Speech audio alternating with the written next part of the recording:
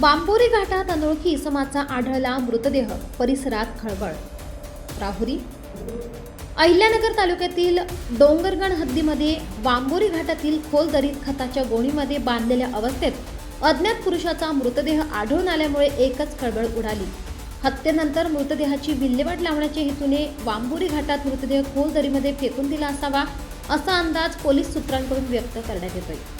राहुरी आणि नगर तालुक्याच्या सीमेवर असलेल्या बांबोरी घाटात मंगळवारी सकाळी 10 वाजण्याच्या सुमारास डोंगरगण येथील काही नागरिक सरपण गोळा करण्यासाठी फिरत असताना त्यांना घाटातील डोंगरगणकडून पहिल्या वळणावरील दरीतून तीव्र दुर्गंधीचा वास येत असल्याने त्यावेळी त्यांनी दुर्गंधीच्या दिशेने जाऊन पाहिले असता खताच्या गोणीमध्ये पुरुष जातीचा मृतदेह आढळून आलाय.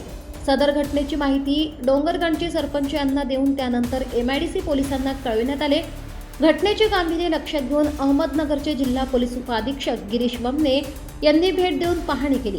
फॉरेन्सिक युनिट अहिल्यानगर विभाग assistant chemical analysis Sajid Shaikh, Vaibhav Nagargoje scientific assistant यांच्यासह फॉरेन सप्टेंबर घटनास्थळावर दाखल झाले. तसेच श्वान पथकाला पाचारण करण्यात आले होते, परंतु आरोपी माग काढता आला नाही. Police head constable Satish Khamkar, police head constable Ajinath Palve यांच्यासह पोलीस फौजफाटा हजर झाले होते. सदर घटनेमुळे बांबोरी, डोंगरगण, मांजरसुंबा, पिंपळगाव परिसरात घबराटीचे वातावरण निर्माण झाले.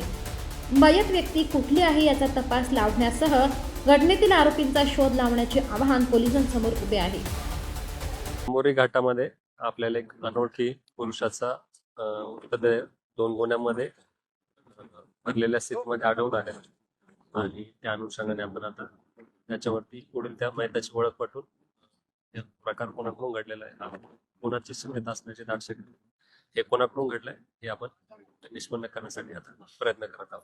MIDC हद्दीत आता दुसरी घटना आहे 2 दिवसात. जी पहिली घटना होती आपल्याला शनिवारी रात्री माहिती मिळाली होती त्याच्यामध्ये, आणि जवळपास आपण 24 तासाच्या आतच त्याच्यामधील जो आरोपी होता, एक अल्पवयीन आरोपी त्याच्यामध्ये आढळून आलेला आहे, त्याला निष्पन्न केलेलं आहे आणि अशा प्रकारचा खुनाचा उलगडा. उत्तर महाराष्ट्र न्यूज नेटवर्कसाठी जालिंदर ढोकणे, राहुरी. आत्मा मलिक हॉस्पिटल विश्वात्मक जंगली महाराज आश्रम ट्रस्ट संचालित आत्मा मलिक हॉस्पिटल कोकमठाण शिर्डी.